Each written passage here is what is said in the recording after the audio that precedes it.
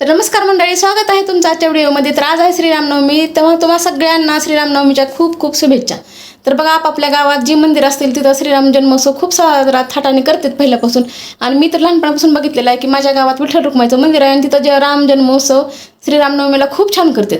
पण आता ह्या 2-3 वर्षात थोडासा बदल झालेला आहे की जसं अयोध्येला श्रीरामाची मूर्तीची स्थापना झालेली आहे तसं थोडंसं बघा, रामाचं नाव घेतलं आणि रामनवमी म्हणलं की आपल्याला अयोध्या आणि तिथली मूर्ती आठवते. आणि मला तर इतकी अयोध्येला जायची इच्छा आहे, ती मूर्ती बघण्याची इच्छा आहे. पण बघा, राम आपल्या म्हणजे अंतःकरणातून नाव घ्या, कुठंही नाव घ्या, राम प्रसन्न होतेत, राम तिथं येतेतच. तुम्हाला माहीत आहे की कणाकणामध्ये तुमच्यात, माझ्यात, फुलात, फळात, प्राण्यात रामच आहेत.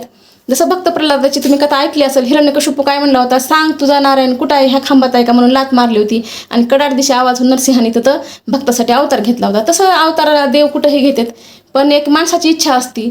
तर तुम्ही सांगा, तुम्ही कमेंटमध्ये सांगा की तुम्ही अयोध्येला गेलात का, आणि जायचं असेल ते पण सांगा.